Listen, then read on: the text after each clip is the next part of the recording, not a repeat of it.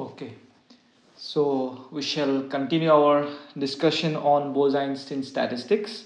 So in this lecture, we are going to discuss the thermodynamic properties of a strongly degenerate Bose gas. So mainly we'll talk about the specific heat variation and the entropy, how does it changes, because we have seen a dramatic change happens for the Bose gas or the Bose-Einstein gas when we cross over from that critical temperature, which we taken as T naught in the. So this we have discussed in the previous lecture, right? Then we will discuss about similarities and difference between this photon gas and ideal gas. So we'll try to compare both these gases, and then we'll talk about the thermodynamic functions of photon gas. Similar to the first topic that I said, we will try to discuss about the specific heat and the entropy of the photons. Along with that, we will see other some thermodynamic functions as well. Then finally we'll try to derive the Planck's law using the concept of Bose-Einstein statistics. Okay, because here the earlier we had derived this Planck's law from the Planck's radiation theory, where we considered this as in the enclosure where this black body radiations were present. We considered that there are lots of Planck's oscillators. Okay, so but here this mainly we'll consider photon gas, right? So which made up of photons. So we will see some differences and then how we will try to arrive in the Planck's law. Okay, so this lecture is going to be really again involved mathematically, and many of the expressions which we have derived in the previous lecture will be used here. So in case you find it little uncomfortable with the expressions that which I will be using directly here, so kindly go to the previous lecture, the previous video, and then come back and watch this. Okay, so let's try to talk about the thermodynamic properties of strongly Bose gas. Okay, so we have seen that in the last lecture that this Bose gas. So if you go from the higher temperature, so higher temperature here means the reference is T naught, the critical temperature. So if it is the temperature of the system is greater than T naught, I say higher, and then if it is less than T naught, and then I say lower. Okay, so we have seen that whenever you cross over from the T naught from the higher side to the lower side, then unusual behavior takes place in the Bose gas. What happens? Suddenly the molecules which are there in the high energy states come down to the ground state, which we call it like Bose-Einstein condensation, right? Which we have discussed in very detailed. Okay, so that's why we have to consider the properties of this the gas, the thermodynamic properties of this gas in two different situations where, okay, if your temperature of the system is less than T naught or greater than T naught, and how does it behave, meaning how does their thermodynamic properties look like across these two regions. Okay, so first we'll talk about specific heat, and then we'll discuss about entropy. Okay, so here is the expression directly which we can borrow from the earlier discussion on Bose-Einstein gas. The energy of this Bose-Einstein gas is given by this expression, right? E equal to 2gs. Gs is a spin degeneracy factor, Z is your partition function, then by root pi kt, k is the Boltzmann constant, T is the temperature, and then this integrations which we had solved in the last lecture, and we have got a solution which contain like infinite series of terms. Okay, so what I will do here, so keep this as it is, multiply and divided by the same term, right? So you multiply by 3 root pi by 4, then multiply, just invert this denominator and numerator, and then this, such that you ultimately balance the expression, and then this. So while doing so, what I will define a function, this f of 3 by 2 we have defined in the previous lecture, right? Now I will define this function as f of 5 by 2 of alpha, which is given by this. Okay, so the expression when I substitute back here, so 3 by 2 kt gs GSZ, then 5 by 2. Okay, So few things will cancel out here, right? So this pi and pi will go off, then these two will go up. So that's why you have 3 by 2 and then kt GSZ and 5 f 5 by 2 by of alpha. Okay, so what you will do now, let's try to substitute back this value of the integration that you know from our previous discussion. So as I said, see, I'll be using these expressions extensively. Okay, so you have to borrow the ideas, meaning you have to watch those. Okay, if you are suddenly wondering from where this expression has come, or where I have got this results. Okay, so the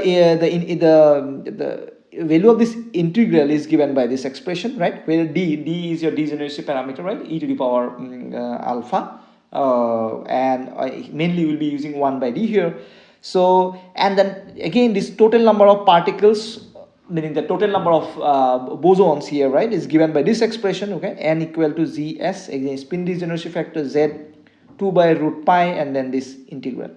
Okay, again this integral we have defined with so then with this function f3 by 2 of alpha. So here simply, so this part is your that function. Okay, f3 by 2 of alpha. So substituting, you will get simply this. From here I will get a expression for GSZ, right? So spin degeneracy factor multiplied by your partition function. So this I'll be using later to substitute. Okay, in fact, so therefore the energy is, so that from the previous thing, see, the energy is given by 3 by 2 kt gs 5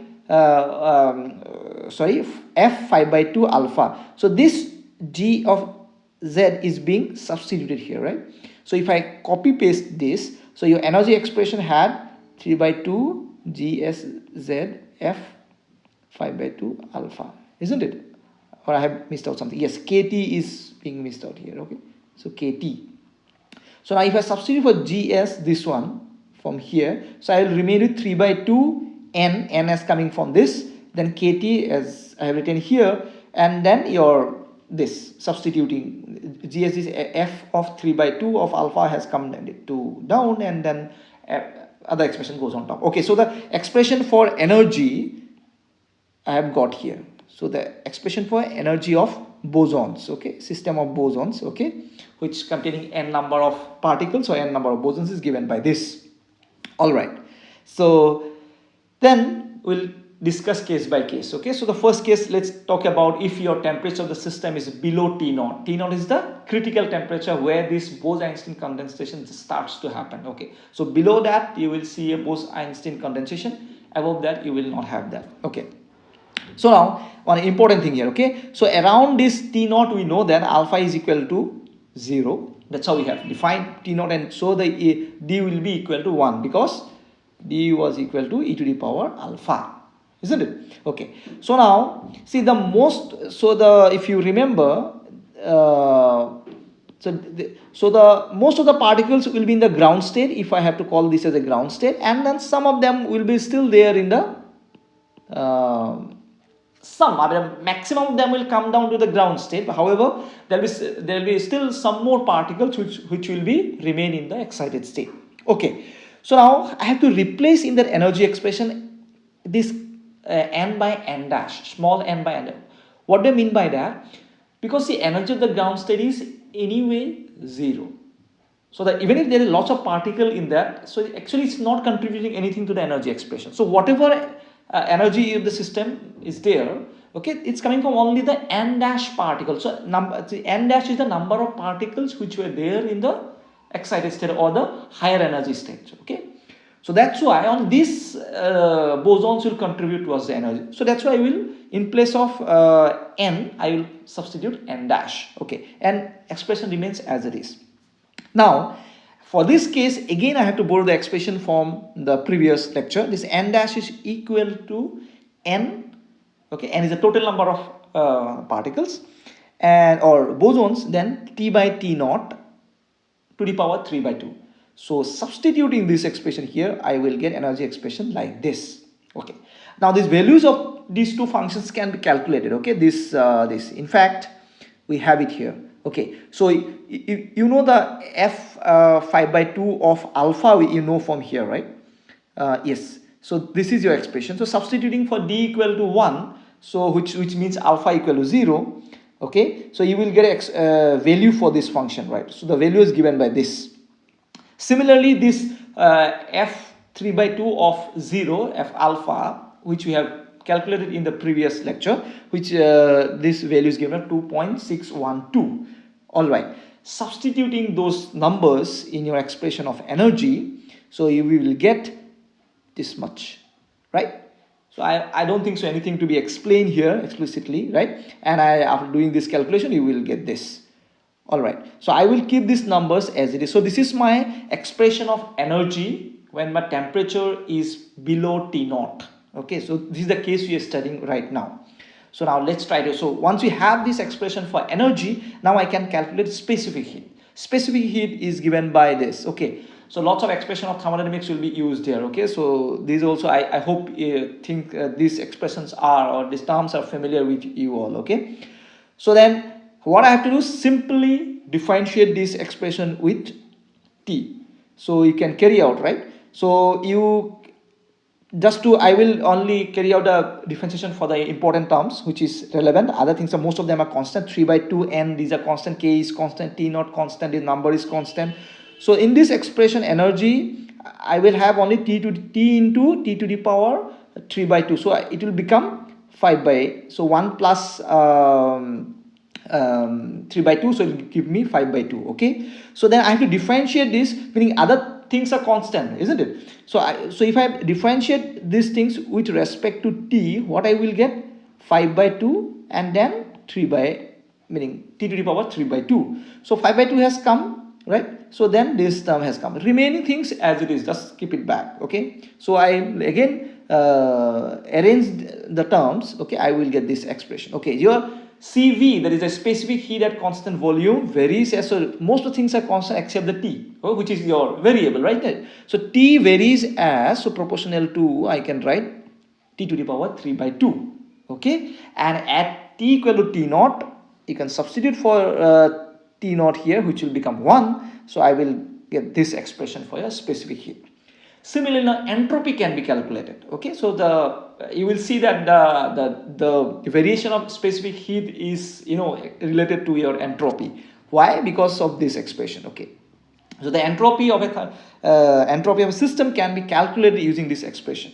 Okay, this I hope I need not explain in detail how this expression has come about. So this is from your thermodynamics. Right, so your entropy is from the specific heat at constant volume can be derived or can be calculated by using this, right? So integration from 0 to T, Cv by T and then dt. Okay, we have to carry out this integration. What I have to do is substitute for this expression of Cv in this. Okay, so this part is basically, you know, substitution and carrying out some differentiation. So it's going to be easy, but then the physics behind that you need to understand. Okay, how this specific heat and entropy is being varied with or is varying with temperature.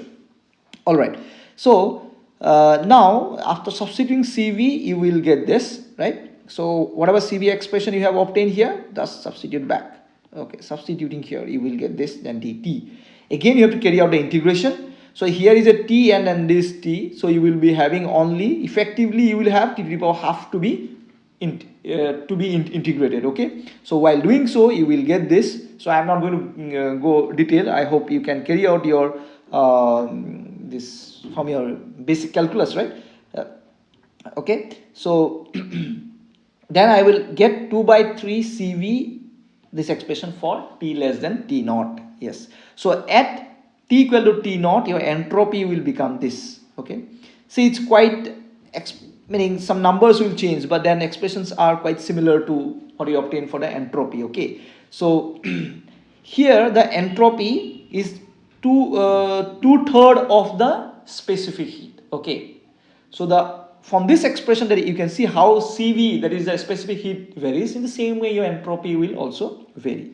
Okay, so now for discuss let us discuss for the case 2, where there is that for the temperature greater than T naught what happens. So this is the case where we have seen that the variation of specific heat and entropy for the temperatures below T naught. Okay, how does it vary? Okay, now for the case 2, when you have temperature greater than T naught, alpha is not going to be equal to 0, which we have discussed towards the end of the previous lecture, right? So the D is going to be different from 1. In fact, it's going to be greater than 1. So the an expression for energy is given by this, isn't it? So because we have to substitute for 1 by D here, this also has been discussed in the previous lecture, right? And this expression of N is also being derived in the previous lecture. So just using up all the informations that we had derived in the previous lecture. Okay, so so we will substitute this N by GSZ, the value of this, in all these expressions here. Okay, here. Okay, so while doing so, you will ended up getting your energy for the temperatures greater than T naught, or the greater than critical temperature, by this expression 3 by NKT, and then all these just you need to substitute for this. Okay, so this is as it is getting substituted, and here it will be square of that. Okay, similarly cube of 4. So as you include more and more terms, you will get those terms, and then here you just mark that just 3 by 2, so square it will be only 3. Okay, so so if you carry out this maths, this multiplication part, then you will get these numbers in front. Okay, so your energy expression for the temperatures greater than T naught is given by this last line here. All right, so once we got energy, then you have to calculate the specific heat in the usual way that we had calculated. Okay, so while carrying out the differentiation, okay, so I don't find it very useful to carry out differentiation here, so I hope you all can carry out, because already we have done for the previous part. Okay, so you have to carry out just differentiation. So each term, so here you can see differentiation is for T to the power minus T, right? So but in front there is a T, so you have to multiply with this, so there will be 1 plus, so you will get minus half. So usual way you have to, so you have to carry out this differentiation, then you will get this specific heat for temperatures greater than T naught, and you will end up getting this expression. Here variation is little, unlike the previous one. Here see 1 by T to the power, so if you take the first term, it's varying as T to the power minus 1, something like this. Okay, so whereas in the previous case it was increasing, now it is decreasing. Okay, so there has to be some point, so we'll try to draw that. Okay, and similarly entropy at T equal to T naught, we have derived. Okay, and for greater than T naught, what you have to do again, this expression for CV, so the entropy was given by integration 0 to T CV dt by T, right? Isn't it? So we had this, right? So this one, so substitute for expression of CV here, and then carry out the simplest of, I think, the integration part. Okay, so while doing so, you will end up getting this expression. Here again you see, I mean, here you may see that entropy is increasing with temperature. However, there is a term here, right, which is also in the denominator. Okay, so in combined way you will see that entropy will, meaning it will show a very unusual behavior. Okay. Okay, so let's try to plot the variation of CV with temperatures. Okay, so let me try to draw this plot. Okay, so in x-axis I will have temperatures. Okay, so here let me somewhere, this is T naught. Okay, so this is my x-axis temperature, whereas on y-axis I will have specific heat at constant volume, CV. Okay, so and somewhere the ideal value should be there, right? This will be 3R by 2, the specific heat for the ideal gas. So what will happen, so so one part I have to look at this, and another part for the temperatures below T naught. So here, right, so I had CV, yes, So where I have drawn, yes, so CV here, see the value, so its dependence on T is like this, I mean T to the power 3 by 2. So if I try to plot this, it will look like, okay, for somewhat like this, it will increase, okay.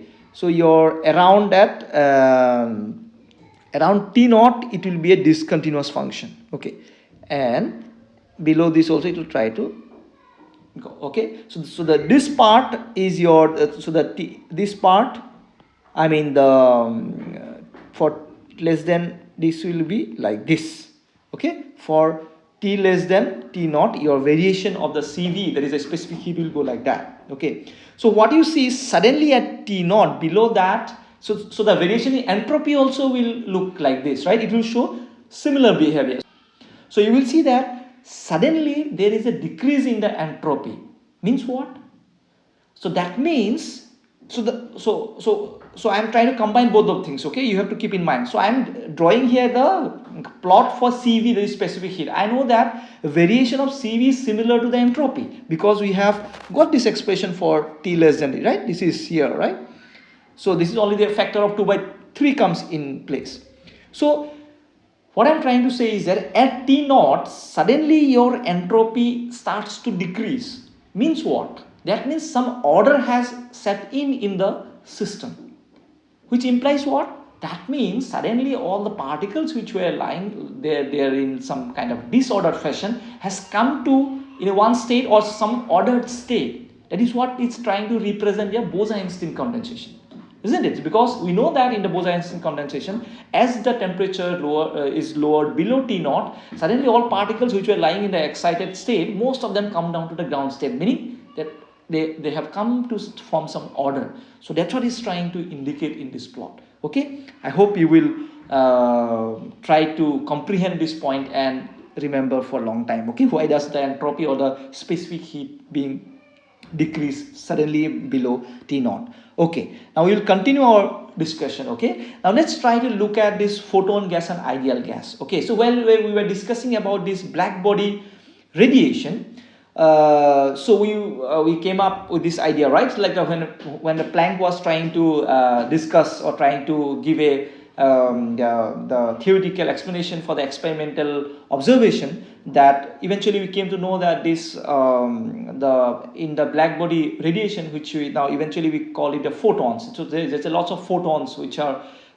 so there's the electromagnetic radiations which are now photons, okay, which are quantum particles. In fact, behave like quantum particle. As you all know from the wave particle reality, it behaves both as a wave as well as particle, but for time being let's call it photon, okay.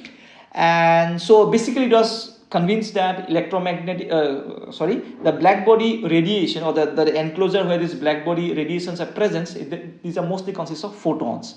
And we can say that these particles like similar to what we had an ideal gas, so we can call these particles which are present in the enclosure is called photon gas, isn't it? So let's try to compare this photon gas with ideal gas, okay. So first and foremost, we know that photons, these are quantum particle to start with, right? Because it exchanges energy in quantas of energy like h nu, okay, unlike these ideal gas molecules. So it's going to differ in many ways from the ideal gas.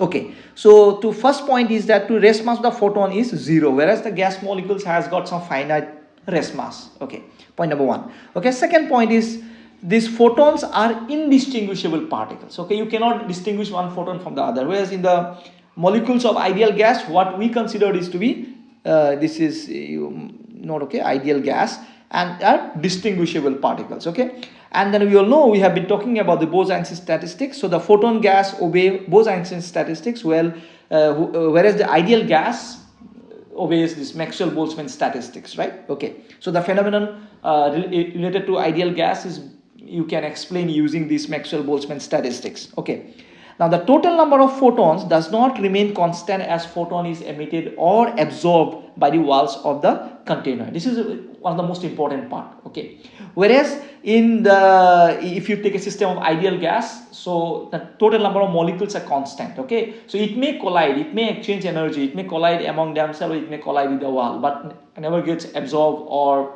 destroyed there. But in case of photons, right? They are continuously actually being created or absorbed. Okay, so and then, but one thing we have to remember, that the total energy of photon gas as well as this ideal gas remains constant if your temperature remains constant. That means at thermodynamic equilibrium, this total energy of the system is conserved or constant, if whether it's photon or ideal gas. Okay, in fact, the point at which I have which I was trying to make, this point number 4, the number of photons are not constant. Okay, so this point will be used to derive this Planck's law of radiation using the Bose hypothesis. Okay, so we will try to use that again. So now let's try to again look at the thermodynamic function of photon gas. So similar like how we have derived these thermodynamic functions or properties of a Bose gas, right, ideal for a strongly degenerate Bose gas. Similar to that, we will discuss specifically for photon now. Okay,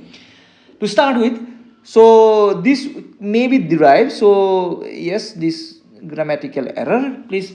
So the thermodynamics of a photon gas may be derived using quantum mechanical arguments. We know the photons are quantum mechanical objects. Okay, and this derivation will yield a spectral energy density E of nu, which is the energy per unit volume per unit frequency interval. Okay, and which is given by this Planck law, which we are familiar with, right? So which we have derived as well in earlier lectures. Okay, so if we take this energy density and integrate over all frequencies, okay, then multiply by this volume, we will get the total energy of the system.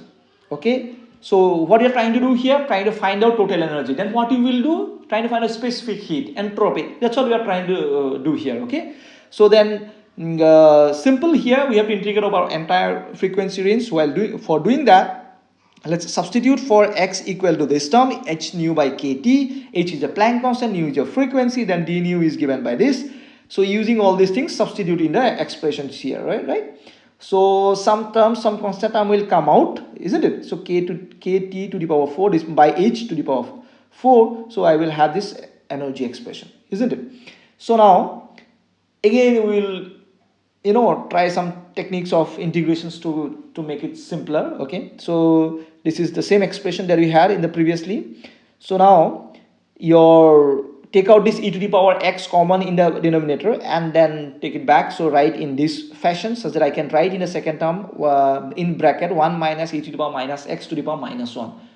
We am writing means what? We will try to utilize the expansion of binomial. Okay, binomial theorem or binomial expansion. Okay, now since energy is always positive, okay, so this term will be always greater than 1. So means what? E to the power x will be always greater than 1.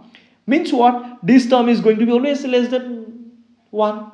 So this means this e to the power minus x is a smaller number, right? So I can use binomial expansion. So for doing that, so I do a binomial expansion for this term. Okay, what I will get, this I have used in the previous lectures as well, 1 minus, so for this you will get this 1 minus e to the power minus x plus e to the power minus twice x plus so on and so forth. You can keep writing your terms and all keep track of these constant terms. Okay, whatever constant terms are there, you club them together. Okay, now we have to integrate out term by term. For that also we have a standard integral to carry out. Okay, don't worry about this.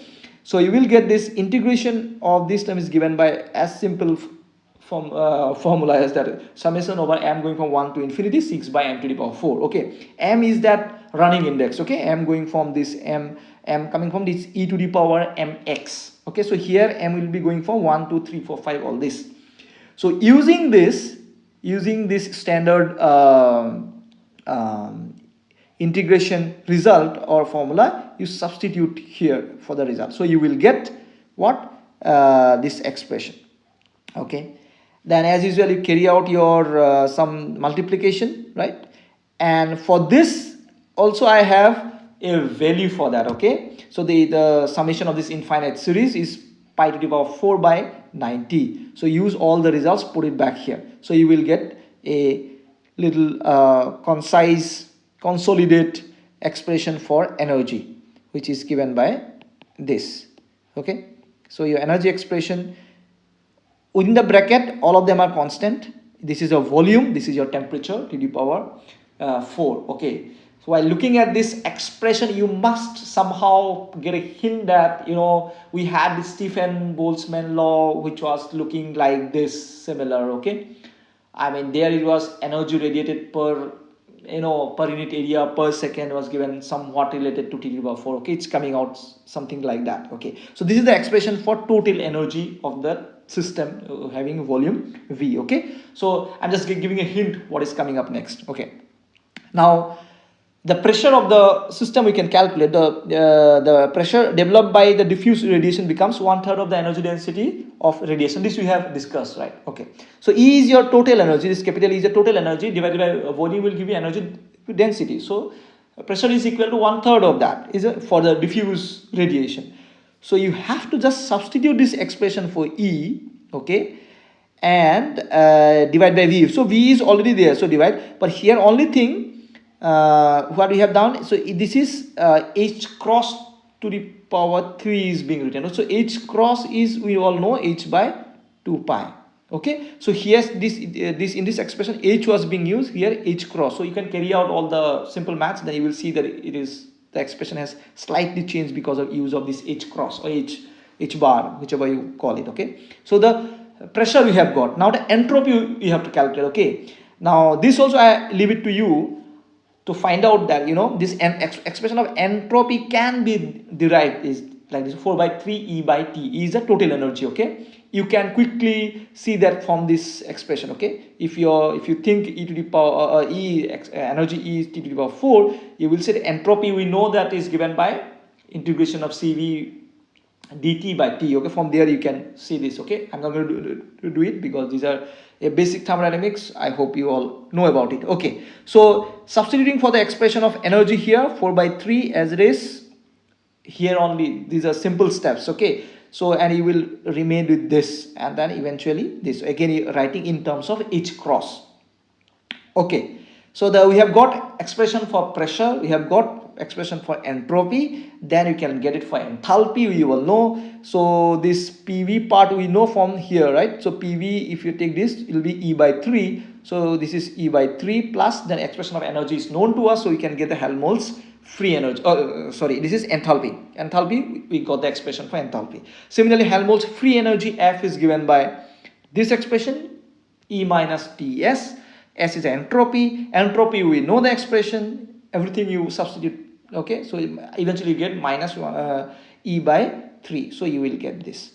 So we have, for photon, we have got entropy, pressure, energy, Helmholtz free energy, and enthalpy, okay. So next and the last part of this lecture is that we are going to derive this Planck's radiation law using Bose or Bose-Einstein statistics, okay. So here, as I said in that while trying to discuss about photon gas and ideal gas, what we had that this that number of photons, they do not remain constant. Meaning what?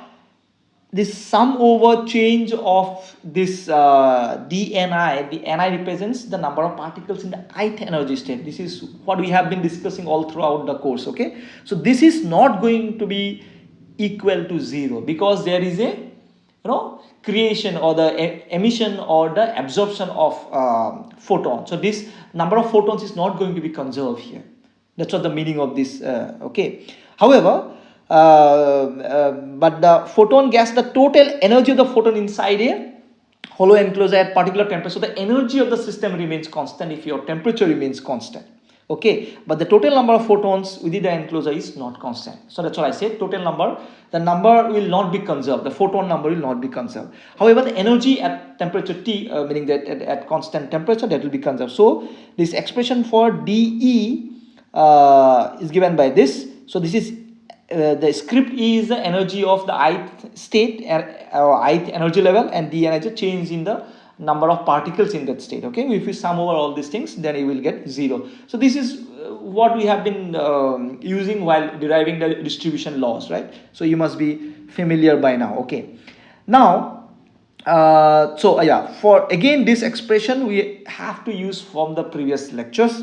So the system of Bose-Einstein, so while deriving the distribution law for the Bose-Einstein statistics, right, or the Bose-Einstein distribution law, we had this W is thermodynamic probability, that is the number of microstate for a macro state. Okay, while we have seen that, okay, in fact we have done a problem related to that, okay, how W you can calculate. Okay, so while deriving this, we had obtained out at some point of time that this expression, what do you have to do once you get the expression for thermodynamic probability? So to get the equilibrium, statistical equilibrium, we have to maximize the thermodynamic probability, right? And you, since this is going to be a very large number, we use logarithm. We take logarithm and then differentiate it, equate it to 0 to maximize that. Okay, so because we know that at equilibrium we'll have that macrostate which has got maximum number of microstate, isn't it?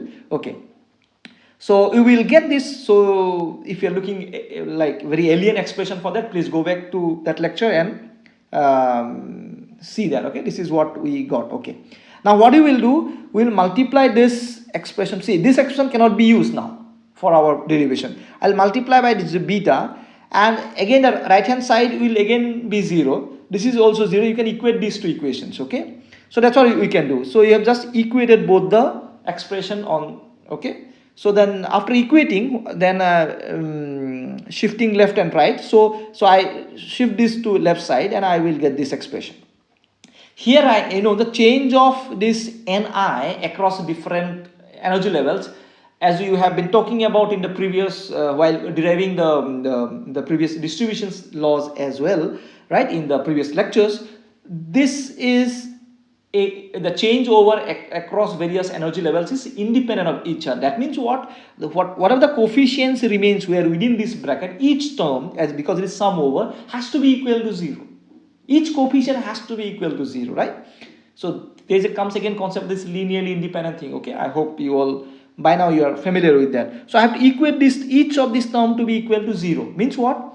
I will get this term equal to this, right? Isn't it? So that's what I have. So ln of Ni plus Gi divided by this Ni is equal to beta, meaning Ei, the script Ei. So the beta I substitute for beta, which is 1 by kT. So I get this. So while doing this maths, simply I'll get an expression for Ni. This is the number of particles in the ith energy level or ith energy state, Gi by e to the power Ei kT minus 1.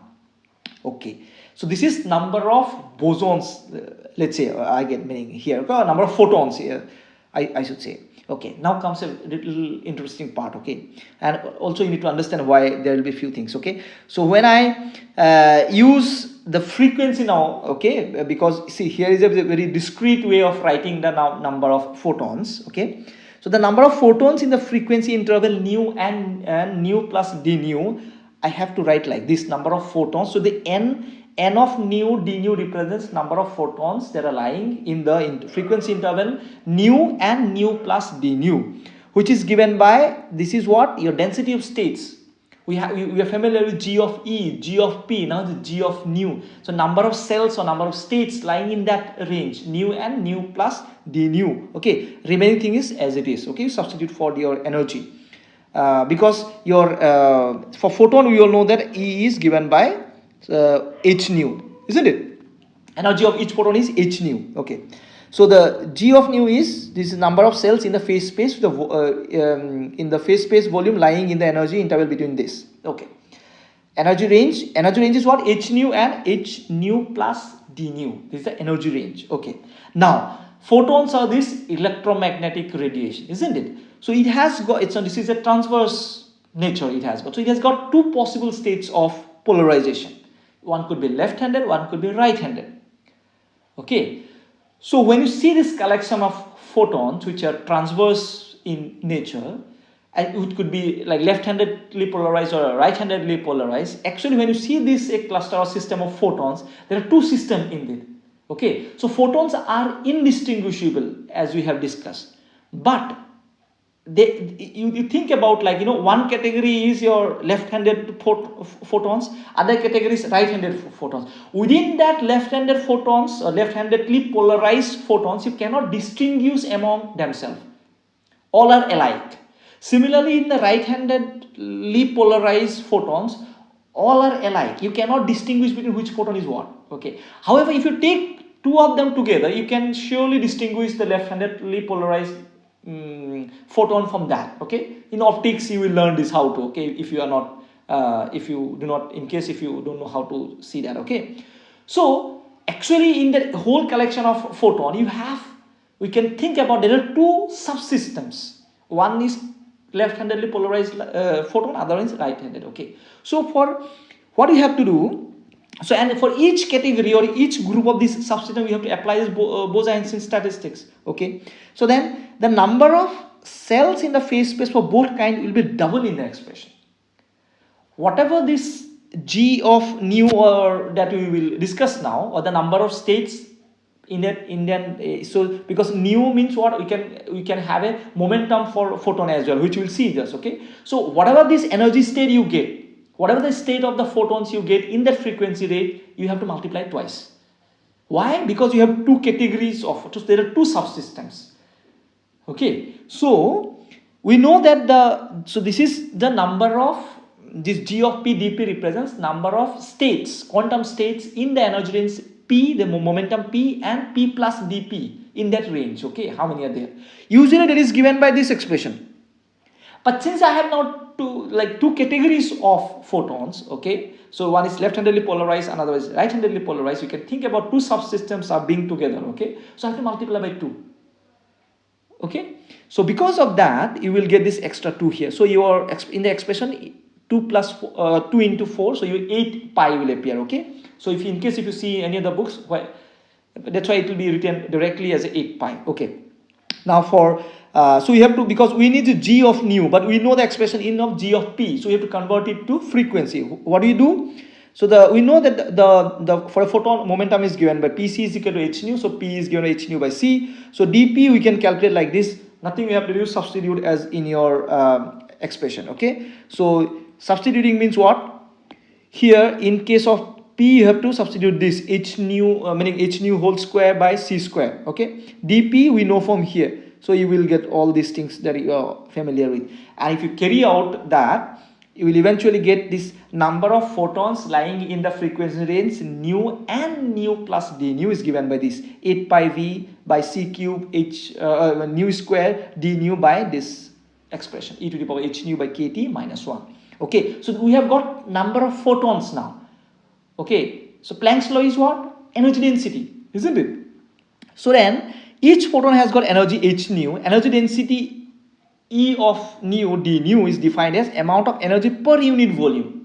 Okay, and due to the radiations lying between the frequency range is given by this. So your h nu d nu represents number of photons lying in that frequency range. Each photon has got h nu, so multiply by h nu, so you will get energy, total energy, divided by volume is energy density, isn't it? So that's what we have here. And h, we know the expression for any n of nu, just in the previous slide we have derived, so the previous slide we have derived it. Substitute back, and your h nu one will get multiplied and then divided by v, so you will end up getting this expression. This is what? Expression for your Planck's radiation law. Okay, which we have derived in earlier as well, by using Planck's, the concept of Planck's oscillator. Okay, so so here this is your expression for the energy density, expression for your Planck's radiation law, isn't it? Okay, so yes, so finally we have got a Planck's radiation law using the concept of Bose-Einstein statistics, or this is the Bose derivation of Planck's law. Okay, so I hope I have made you understand the points which I wanted to put it across. Okay, so we shall stop at this point, and also this ends me the 4th unit of your syllabus. So we will so see, in quantum statistics, as I said, we had 2 types, right, or 2 parts in the one is this Bose-Einstein statistics, and the second part is your Fermi-Dirac statistics. Okay, so here we end for your Bose-Einstein statistics. What's for the next lecture, we'll start with the Fermi-Dirac statistics. Okay, so thank you.